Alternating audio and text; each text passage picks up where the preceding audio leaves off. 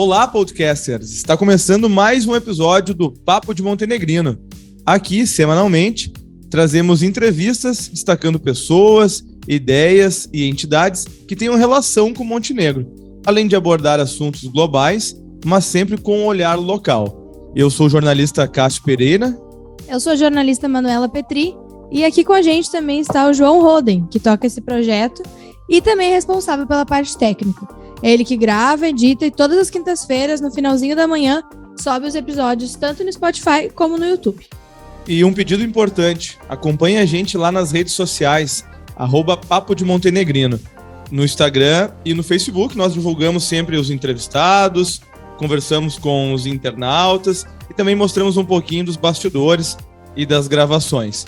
Participa lá, deixa tua opinião, sugestões de entrevistados, de temas e recado pra gente aqui, beleza? Esse podcast é uma iniciativa totalmente independente e desenvolvida porque nós três amamos contar e ouvir histórias e nos interessamos muito pelas pessoas e pelos assuntos aqui.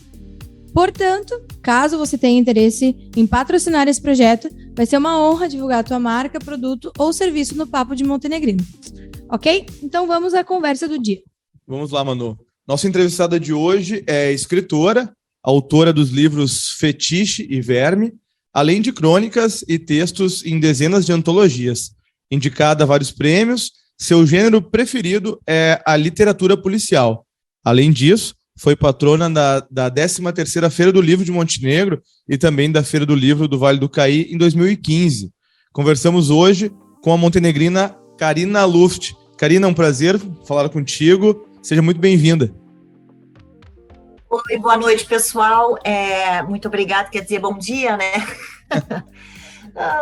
Mas, enfim, muito obrigada pelo convite. Estou super feliz de estar aqui com vocês para esse papo descontraído, né? Para a gente conversar um pouco sobre literatura, comunicação, letras, e levar um pouco das nossas histórias aí para o público, né? Isso aí. Karina, para começar, eu queria que tu nos falasse um pouco sobre onde fica a literatura e leitura, na tua visão, no contexto atual, em que a gente vive um mundo completamente conectado, rodeado por telas, celular, tecnologias. Dá para sair com um resultado positivo dessa disputa entre literatura e todo esse mundo tecnológico? Olha, eu acredito que sim, né? Eu acredito que sim, porque claro que a disputa ela é muito grande, assim, e realmente a tecnologia e o excesso de informação e de telas e possibilidades que nós temos hoje, elas funcionam como grandes distrações, né? Então, se a gente não tiver uma disciplina ou um autocontrole, realmente a gente se perde no meio do caminho aí, e aí o resultado de qualquer coisa que a gente pretende desenvolver ou fazer não vai ser legal, né? E isso inclui a literatura ou a leitura de algo melhor, de algum livro, de algum artigo, que seja.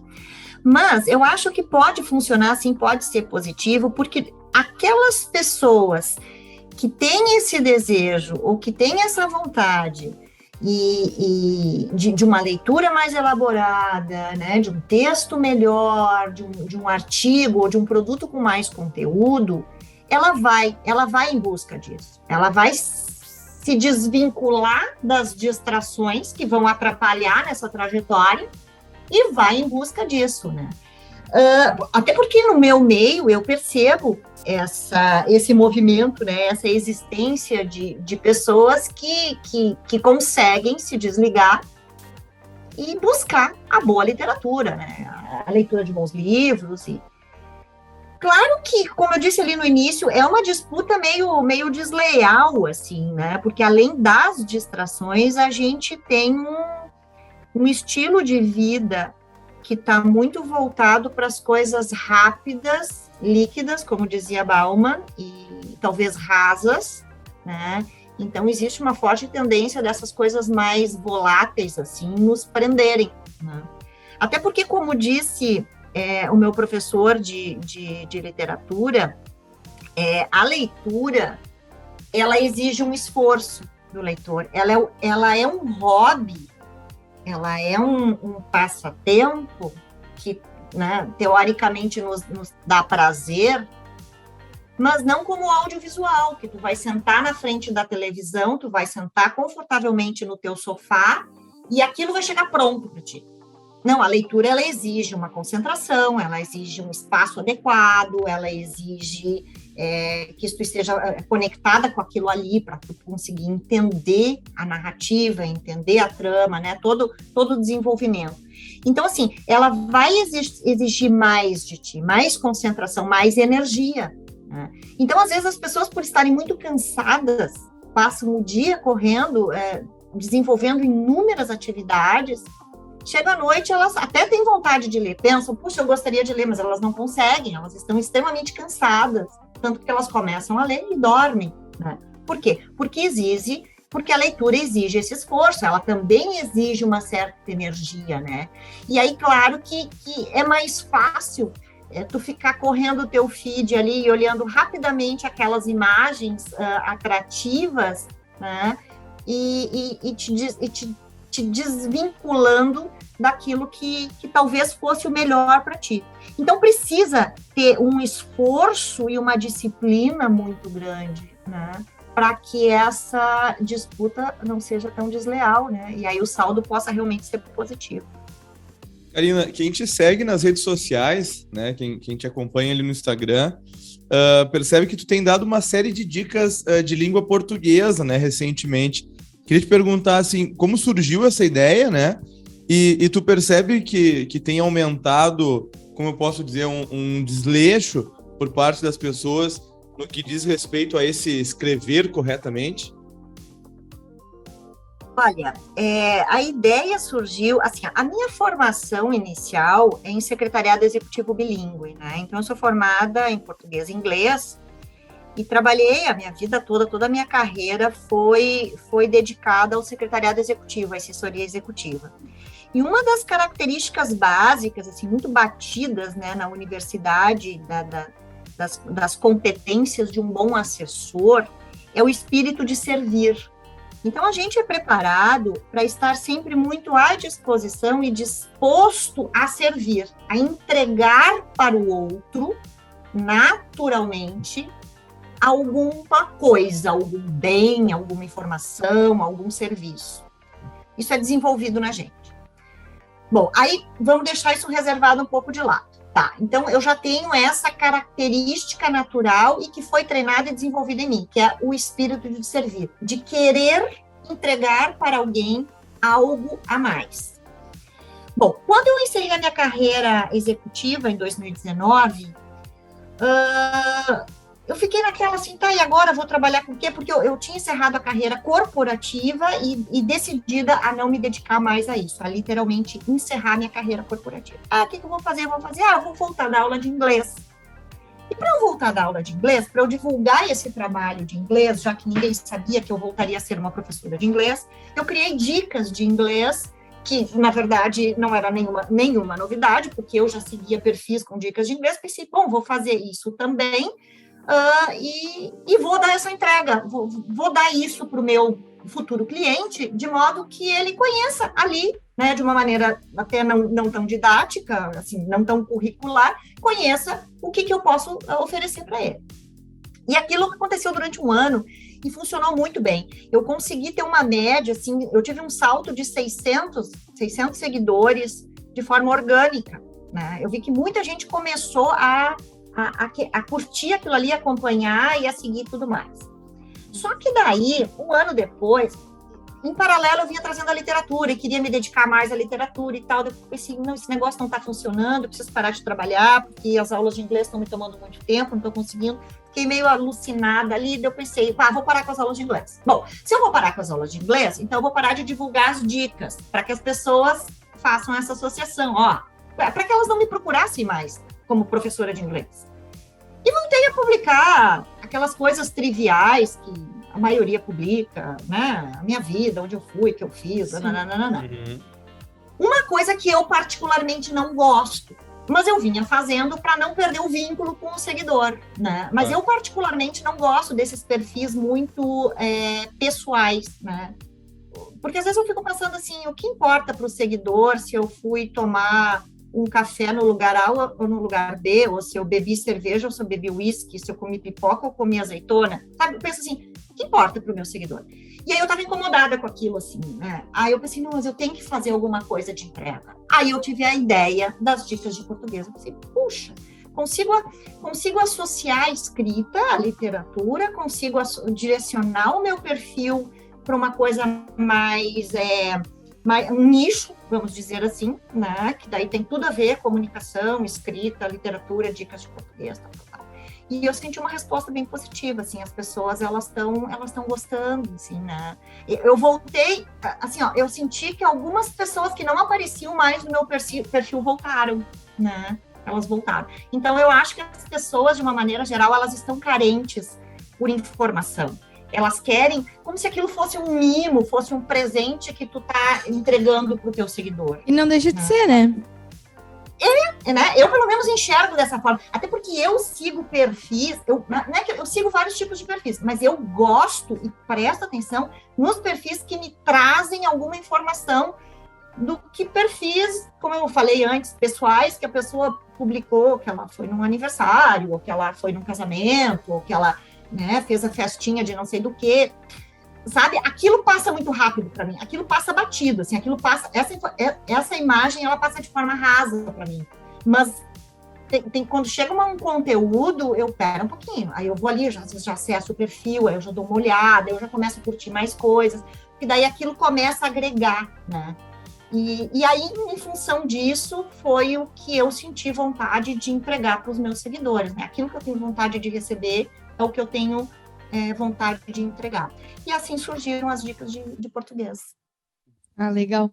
E, Karina, tu tem 2 livros já lançados e a gente quer saber um pouquinho sobre o teu processo criativo. Você tem algum ritual de preparação para escrita? Você escreve um pouco todos os dias ou, enfim, em algum período específico? E ainda dentro dessa pergunta, como tu lida e se tem alguma dica preciosa para lidar com a procrastinação? Essa que afeta todos nós. Então, atualmente, né, como eu não estou trabalhando, eu estou me dedicando pesadamente à escrita e eu tenho feito isso diariamente. E nesse diariamente inclui final de semana. Então, praticamente de segunda a segunda eu tenho feito isso e muitas horas do dia, né? Não é 1 hora ou 2 horas. Agora, nos últimos meses que eu praticamente finalizei meu terceiro romance, minha terceira narrativa longa, eu tenho me dedicado, assim, coisa de 6 ou 7 horas por dia, isso quase que de segunda a segunda, né? Mas eu tenho manias, eu tenho já várias manias e rituais para essa escrita. Por exemplo, acho até que chega a ser, assim, um toque. Eu não posso ter nada desorganizado no meu entorno, e a casa como um todo. Então, primeiro, a cozinha tem que estar limpa, não pode ter nada, tem que estar tudo organizado, não pode ter louça. A cama do meu quarto, ela não pode estar desarrumada, eu não posso ter roupas jogadas. Então, eu passo em todas as peças da casa, eu arrumo tudo primeiro, tiro o copo de onde não está, recolho o lixo, aí eu consigo sentar para escrever. Porque se eu sentar e ficar pensando, tem aquela louça para lavar, puxa vida, mas eu tenho que ir lá fazer não sei o quê, putz, eu não recolhi o lixo, não sei o quê, eu não consigo me concentrar. Então, eu tenho algumas manias de organização que estão ficando cada vez mais intensas, assim, né? E eu também tenho um problema com ruído, assim, eu não posso ter ruído perto de mim. Então, eu me fecho dentro de uma peça, digo para o Daniel, olha, não me interrompe, eu desligo o celular, quer dizer, põe no silencioso, às vezes eu deixo ele fora da minha peça para não ter nenhum tipo de interferência. E não consigo mais ter ruído. Tinha um tempo que eu até conseguia escrever ouvindo música. Hoje, só se for uma música clássica e muito baixo, assim, né? Com exceção de algumas cenas. Por exemplo, eu tenho uma personagem que é uma investigadora, que ela escuta rock and roll e ela gosta muito de Kiss. Então, toda vez que eu vou escrever alguma coisa sobre ela, eu escrevo ouvindo Kiss, para poder incorporar essa personagem, né? O mesmo acontece com o psicopata, eu ia dizer um dos meus psicopatas, mas é o psicopata da história, né?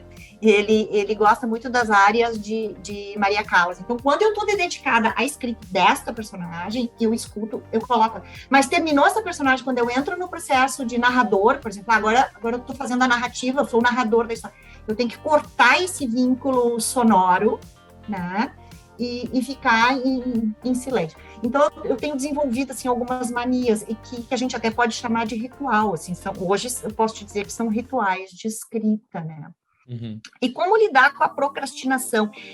A procrastinação, para mim, ela está diretamente vinculada à questão de objetivo de vida, né? É de propósito de vida, quer dizer, e de prazer também, né? Então, se tu tem um propósito, que é o meu, por exemplo, eu quero publicar essa terceira narrativa longa dentro de um período X, eu tenho esse propósito, e eu sinto prazer fazendo isso. Eu gosto muito de ficar fechado o dia todo desenvolvendo essa escrita.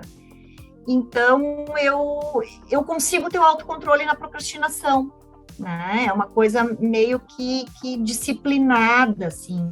Mas eu acho que essa questão de procrastinação, ela está muito vinculada com a questão racional, que tem que ter essa questão racional. E muito vinculada à questão de prazer mesmo, porque se a gente não sente prazer, a tendência da gente ir empurrando aquela atividade, ela é muito forte, né? Depois eu falo, vou primeiro tomar um café. Não, primeiro eu vou ali dar um alô para minha mãe. Primeiro eu vou brincar com o cachorro. E as coisas vão ficando. Então, eu lido com a procrastinação dessa forma, assim, né? De uma maneira muito disciplinada, muito concreta, muito racional. É o único jeito que eu tenho de conseguir não me dispersar, né? Porque senão, como qualquer pessoa, assim, eu me dispersaria facilmente, né? Karina, puxando um pouco a brasa aqui pro nosso local, né? Há alguns anos, assim, pelo menos o que a gente enxergava, né, o que a gente via na mídia local, enfim, havia um movimento que parecia ser mais forte, né, mais estruturado de escritores locais, assim, né, com saraus, com eventos mais seguidos, né. Te pergunto, esse movimento ele acabou e qual o caminho para a gente poder valorizar mais os escritores locais?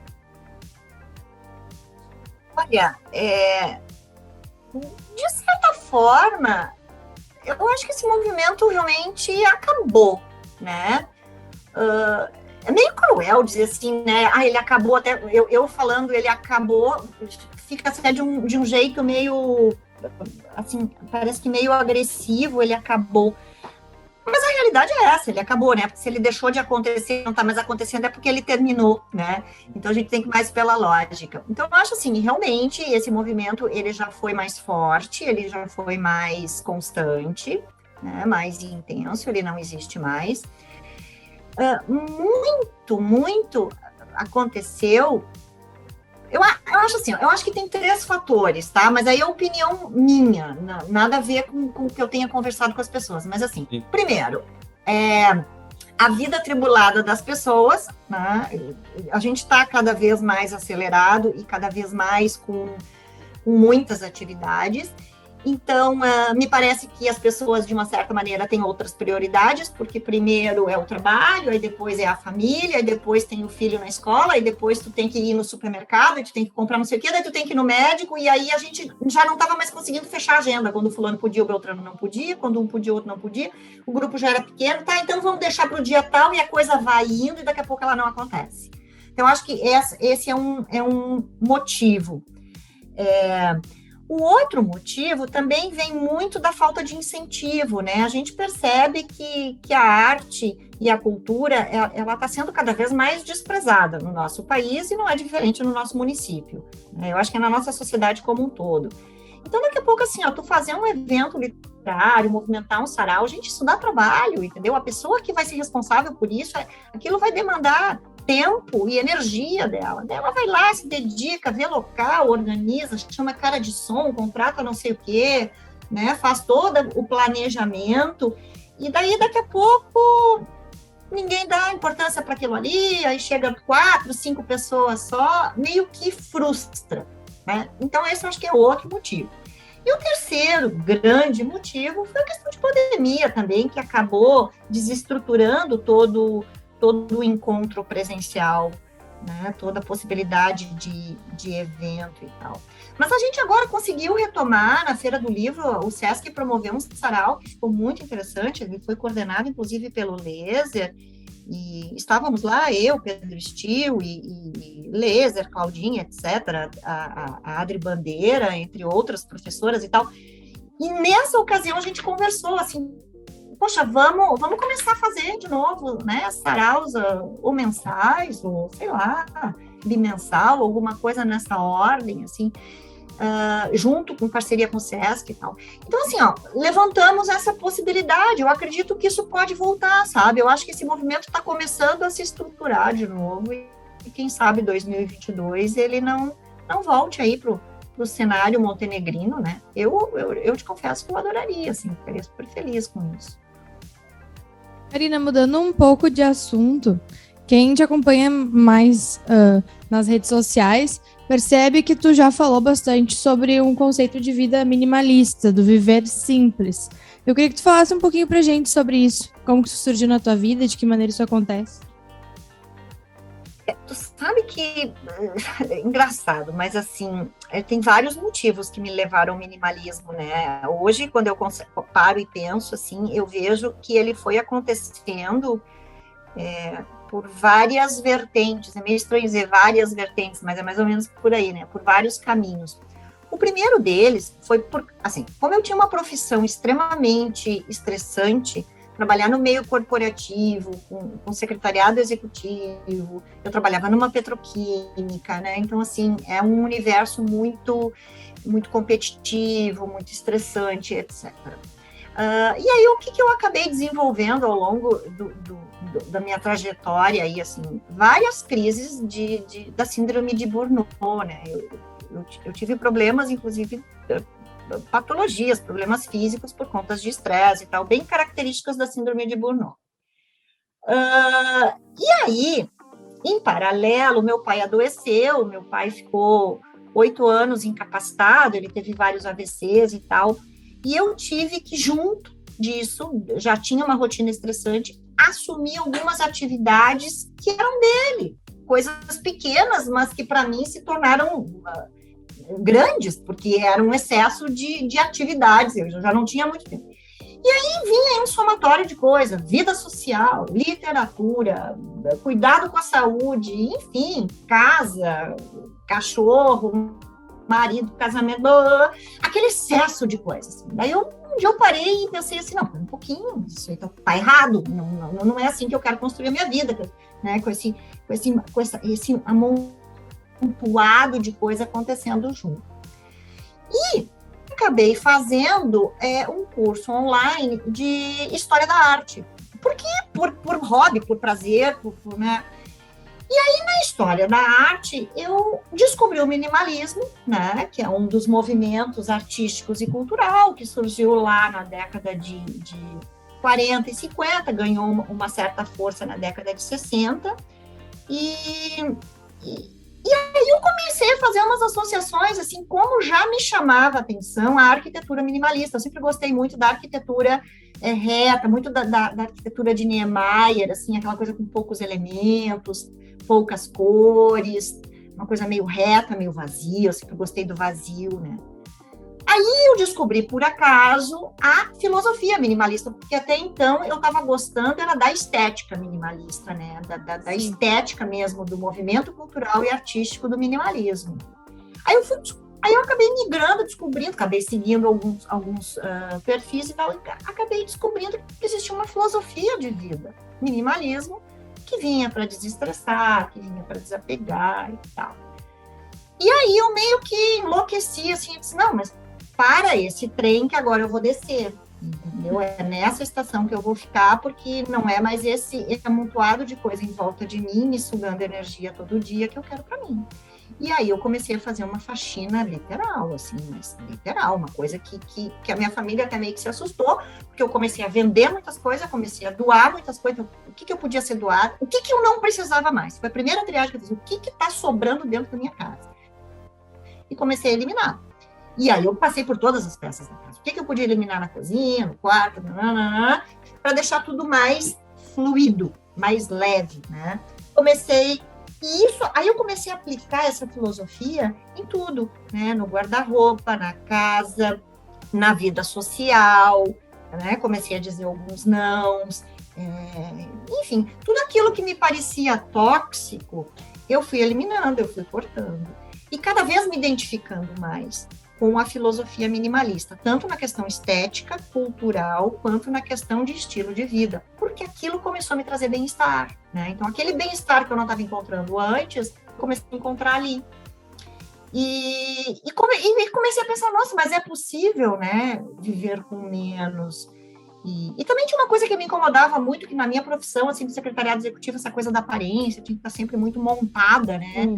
Sempre muito montada, muita maquiagem, cabelo arrumado, coisa e tal. Isso tudo vai demandando tempo e energia, e às vezes eu estava sentada na manicure e já estava irritada, porque eu pensava, nossa, quanta coisa legal eu podia estar fazendo, eu estou sentada aqui na manicure, gente.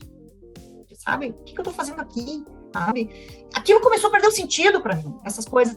E aí eu fui naturalmente migrando para o minimalismo, para a vida simples, porque eu senti bem-estar disso, e eu acredito muito nisso como um caminho de libertação para mim, né? E aí, por coincidência, ou por consequência, eu acabei entendendo que o minimalismo, que os hippies da década de 70 já cultivavam essa coisa do desapego. E eu sempre tive uma identificação muito grande com os hippies, porque eu nasci em 71, a minha infância foi na década de 70, e eu vivi muito, eu presenciei o movimento hippie, e eu me identificava muito com aquele estilo de vida deles, de liberdade e tal. E aí eu vi que as coisas começaram a se casar, a se conectarem, né? Aí eu vi que o minimalismo não era, assim, uma coisa passageira na minha vida, porque ele estava bem conectado, né? Tinha uma questão de patologia, né? Lá, a síndrome de Burnout, a questão estética da arquitetura, com o estilo de vida dos hippies, né? O meu incômodo de aparência da minha profissão.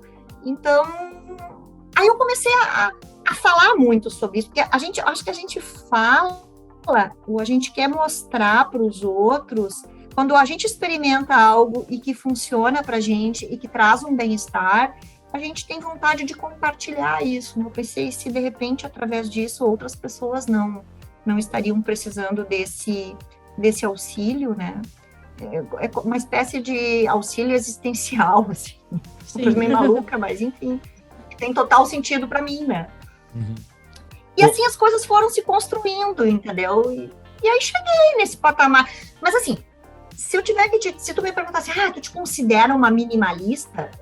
Não, eu acho que eu não posso dizer eu sou uma minimalista, porque se eu olhar um minimalista, eu acho que eu estou muito longe, muito distante de ser uma minimalista. Mas eu sigo a filosofia, eu me adaptei e estou me adaptando ao estilo de vida minimalista, né? Hoje eu já sou muito mais do que eu fui, pelo menos eu não sou mais consumista, né? Hoje eu sou só consumidora, eu vou consumir o que eu preciso, eu não vou ser mais uma consumista, né? Então, assim, eu acho que eu não sou uma minimalista, mas eu sigo essa filosofia, eu sigo esse estilo de vida, assim, né? Ô, Karina, tu falou um pouco antes que estava terminando, ou que tinha recém-terminado um novo projeto, né? Dá para falar já um pouquinho sobre ele? Tu já tem mais alguma coisa nova prevista para 2022? Como é que estão teus próximos projetos aí no horizonte? Coisas prontas, assim, que estão guardadas, né, que eu vou ter que entrar agora na fase de trabalho de campo mesmo, né. É engraçado porque tu sabe que existem as 4 fases da criação, né, para qualquer arte que tu vai desenvolver, e não é diferente para a literatura, né. Todo escritor ou todo artista, ele precisa primeiro ser aventureiro, onde ele vai se aventurar pelo mundo ou pelas situações mais inusitadas para experimentar diferentes situações, né? Experimentar diferentes cheiros, gostos, culturas e conversas e estilos de vida. Então, ele é um aventureiro, onde ele vai buscar essa informação. Depois, ele passa para a fase do artista, quando ele senta e produz a obra dele, seja ela qual for, ou uma pintura, uma música, né? Uma composição, ou um texto literário. Então, ele começa a lapidar e a consolidar tudo aquilo ali que ele buscou na fase de aventura.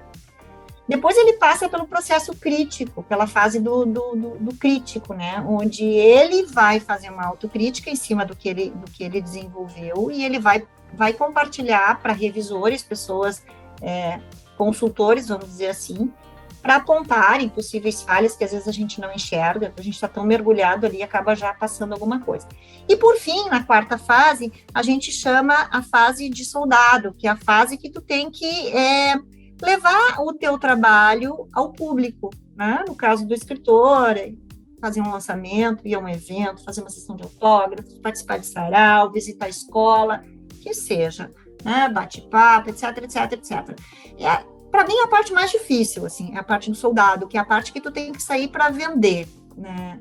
E aparecer mais nos lugares. Eu, para ser sincera, se eu pudesse ficar mais recolhida, né, quieta no meu canto, eu gosto mais, assim. Mas, enfim, a parte de soldado é a parte mais, eu acho a parte mais sacrificante. É a fase que eu estou entrando agora com essa parte da minha narrativa, minha terceira narrativa longa, tá? Porque eu sempre tive o desejo de fechar a trilogia Fetiche e Verme, e eu nunca não estava conseguindo, por conta de trabalho e tudo aquilo que eu já falei para vocês.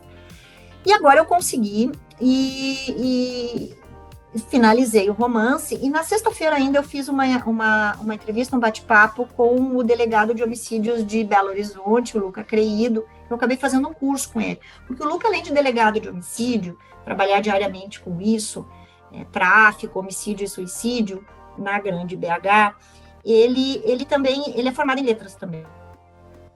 E ele é escritor, professor, ele dá cursos, ele é professor na Cadepol, na universidade, e também de cursos de literatura. E aí eu fiz um curso com ele e tal, e descobri que ele fazia revisão literária, ele tem esse trabalho de consultoria de revisão literária. Então amanhã, já está definido, sim, amanhã eu já tenho até a data, eu vou encaminhar para ele, né, essa terceira narrativa, o Luca vai fazer a revisão técnica. Então aquela parte assim, porque o que eu tenho nesse terceiro livro? Eu tenho 3 assassinatos e 1 sequestro. Então ele vai fazer toda a avaliação, a questão de perícia, médico legista, como é que funciona as burocracias de IML, inquérito e tal. Toda essa parte que envolve criminalística, assim. E a linguagem, né, jargões, dos diálogos da linguagem de um policial. Então, assim, eu estou lá na fase crítica, né? Depois dessa fase de revisão do Luca, eu vou encaminhar para Cláudia Lemes, que é uma escritora de thrillers, ela é paulista e ela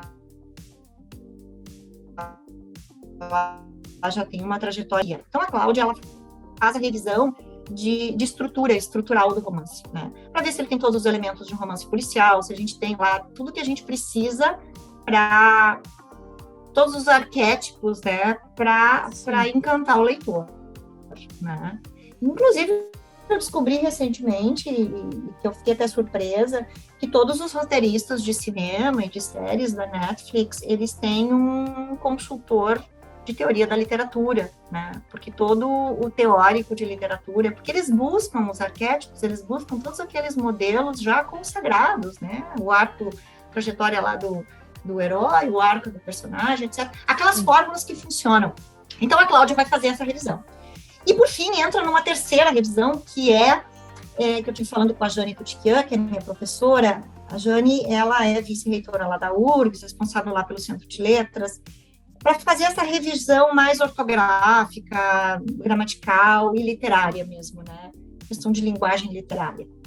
Aí, cara, o que eu vou te dizer? Depois que eu tiver essas 3 etapas concluídas, eu posso te dizer assim, ó, aí eu vou em busca da editora, né? Eu vou apresentar para a minha editora, mesma que publicou antes, para ver se ela ainda tem interesse de seguir, ou então eu vou buscar outras editoras.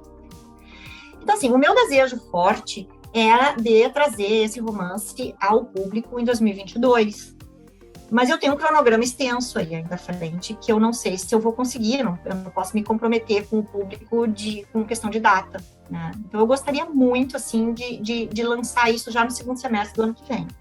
Vamos ver se a gente vai conseguir, né? Assim que possível, então, a gente promete. Pois é, assim que possível. Assim, ó, vamos prometer que eu estou trabalhando arduamente para isso, tá? É, isso aí. Mas não depende só de mim, entendeu? Então, assim, e essa parte de negociação negociação com a editora, ela é uma parte mais demorada também, eles têm lá um cronograma, uma grade de publicações, enfim.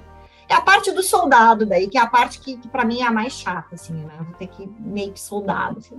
Meu marido disse, mas soldado... do soldado na arte é diferente da disciplina. Bom, aí o que eu tenho pronto também? Eu tenho um livro de haikais de gênero, tá? Que eu tenho muita vontade de publicar, mas eu também tenho que ir atrás de uma editora. Eu até tenho algumas editoras interessadas, mas que tinham deixado em stand-by por conta da pandemia. Por quê?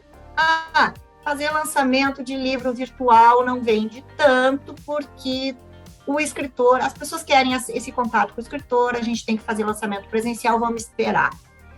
Então, vamos esperar. Então, assim, eu tenho esses haikais prontos, que talvez aconteçam em 2022. E eu tenho também as crônicas de quarta, que são crônicas do cotidiano.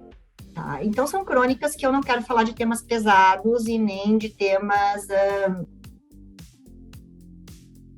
que envolvem muita discussão. Escolhi os temas triviais. Amor, ódio, essas coisas mais subjetivas. Amor, ódio, morte, vida, sabedoria, etc. Então, indo para o teu Instagram, né? Isso. Aí eu faço toda quarta-feira, assim, ó, eu publico na minha página oficial do Facebook e no Instagram, né? Claro que no Facebook dá uma abrangência bem maior, assim, uma abrangência e uma interação, um engajamento. Oi? Interação, né? Assim, o engajamento é muito maior no Facebook do que no Instagram. Né? No Instagram não é uma coisa que emplacou muito bem. Mas, enfim, tá lá, entendeu? Eu deixo lá no meu perfil, tem algumas pessoas que só olham lá e, ok, beleza, tá funcionando. E aí, esses textos eu desenvolvi, assim, especificamente para rede social, né? Eles não estão em blog, eles não estão em outra plataforma, é para isso, para rede social.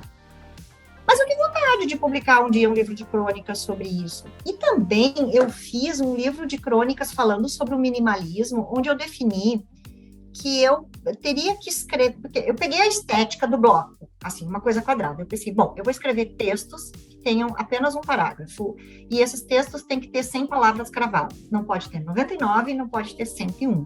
Eu quero um texto, então eu vou falar do minimalismo e cada texto vai ter 100 palavras. E eu consegui escrever 60 crônicas, assim. Né? Isso. E aí eu venho mesclando, assim, partes que falam do minimalismo enquanto arte e parte que fala do minimalismo enquanto filosofia de vida, né?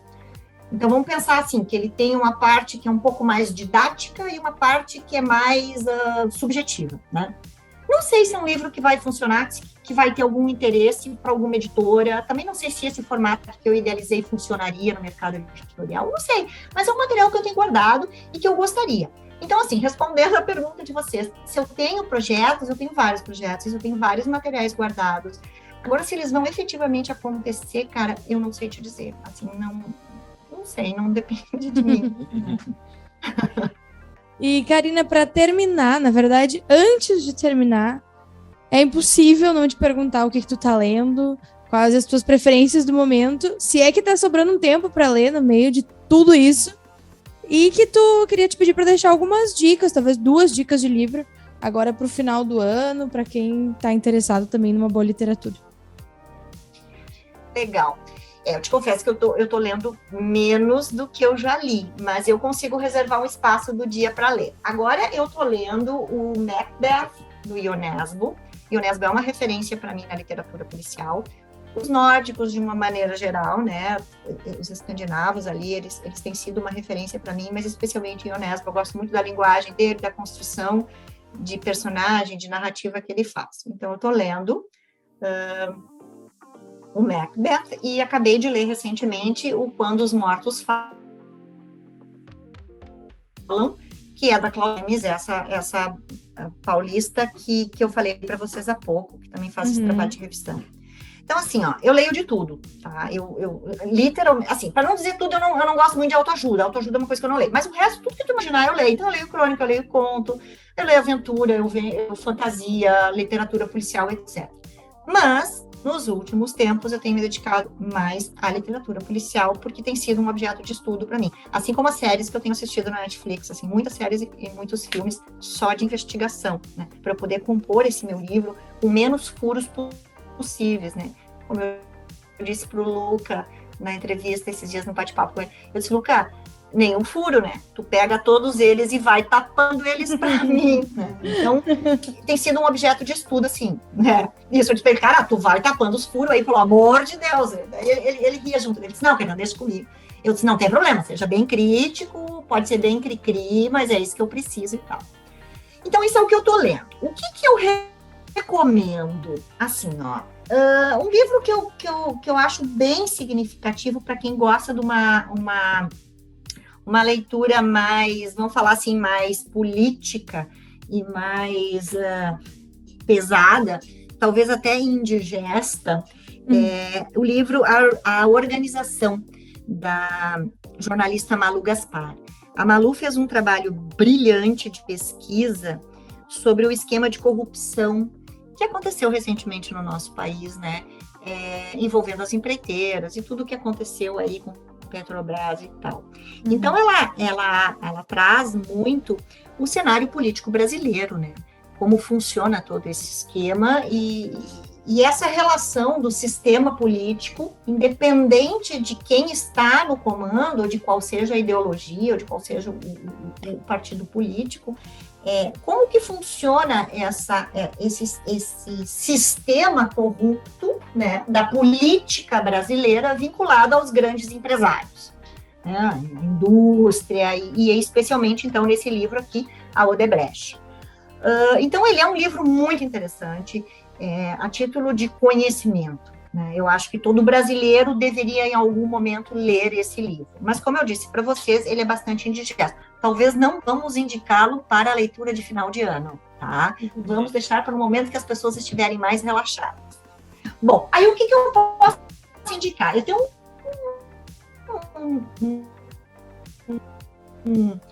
um autor, ele escreve ficção, mas ele sempre fala de assuntos muito triviais, que a gente enfrenta no dia a dia, de uma maneira muito, muito divertida. Uma literatura, uma linguagem que tu te diverte lendo, tu ri lendo, literalmente, né?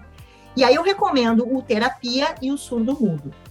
Tanto o Terapia quanto o Surdo Mudo são duas histórias magníficas, né? Uma de um senhor, de uma pessoa, um profissional competente que acaba tendo problema de perda auditiva, e aí como é que ele vai lidar com isso no meio social dele? E o Terapia, que são assim os transtornos que todos nós temos, um ou outro transtorno de ansiedade, ou de depressão, ou que seja, né? E como é que essa personagem lida com isso? São histórias de ficção, mas são histórias muito agradáveis. Então, quem está a fim de ler alguma coisa mais leve, pode apostar no David Lodge, né? Eu indico esses dois livros, mas qualquer livro dele tem essa linguagem mais engraçada, mais divertida. E também eu gosto muito, assim, para quem gosta de crônicas de viagem, eu indico os livros do Ortiz, né? Do Ayrton Ortiz. Ele é gaúcho e o cara é referência, né? Ele é jornalista também, e o cara é referência em crônicas de viagem.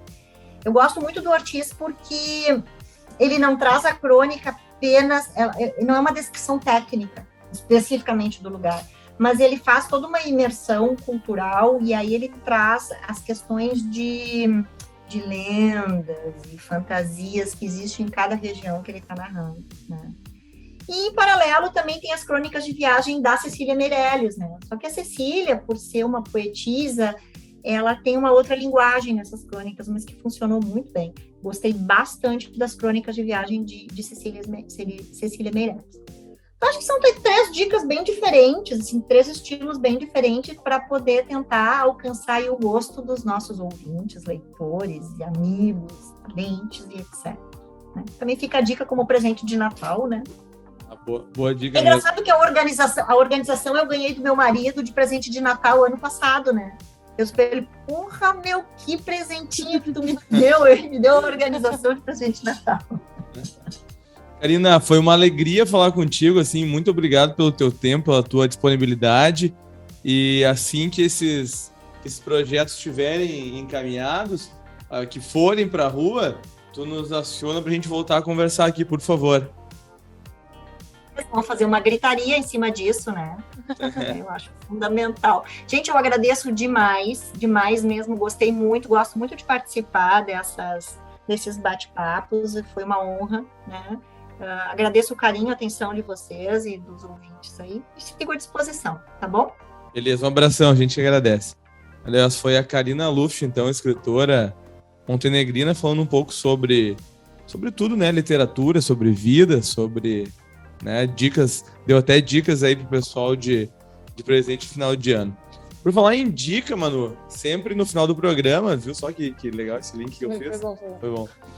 No final do programa a gente sempre deixa uma dica local, né? Uma dica relacionada à cidade. Pode ser um restaurante para visitar, pode ser um perfil para seguir nas redes sociais, um espaço novo, que nós trazemos aqui, as nossas sugestões.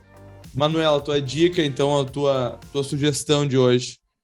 A minha dica é um perfil muito fofo no Instagram, do Bernardo Calegaro, neto do seu Calegaro. Se alguém já teve em qualquer centro de tradições gaúchas montenegro, conhece o seu Calegaro. O Bernardo, acho que ele tem 5 ou 6 anos, se não me engano. Ele é gaiteiro. Na bio dele diz que ele é o fã número 1 do César Oliveira e do Rogério Melo. E a mãe dele, a Karina, mantém um Instagram que ele mostra um pouco dos ensaios dele como gaiteiro, apresentações, ele declamando, ele dançando, enfim. É uma fofura, o Bernardo já esteve participando de diversos desafios na RBS, na TV, enfim, relacionados à música gaúcha. E vale a pena dar uma conferida lá no Instagram dele e deixa likes pra ele, gente, porque, sério, o perfil do Bernardo é demais. Bom, Manu, a minha dica também vai pra galera seguir um perfil, que é o perfil Ecoambi. É uma empresa de engenharia e assessoria ambiental aqui de Montenegro, que é tocada por 2 gurias daqui, a Gisele Ramos e também a Gabriela Peretti. E elas, cara, dão todas as dicas ali em relação ao meio ambiente. Elas trabalham com licenciamentos, laudos, projetos, enfim, mas elas também falam muito sobre o meio ambiente de maneira geral. Por exemplo, alguns conteúdos ali no Instagram delas, dicas para melhorar a relação das crianças com o meio ambiente, né? Algumas ações que elas estão encabeçando na cidade, aí, como o descarte do resíduo eletrônico, enfim. Então é só olhar lá no Instagram, Ecoambi ENG, né, de engenharia. Então só seguir lá. Boa. E assim a gente chega ao fim de mais um episódio, mas não se esquece, segue a gente lá nas redes sociais, @Papo de Montenegrino. Quinta-feira estamos de volta. Opa, me cortou. Atropelei aqui, mano. Para dizer que quinta-feira estamos de volta com mais entrevistas no Spotify e no YouTube. Até a próxima. Valeu, Manu. Valeu, João. Tchau.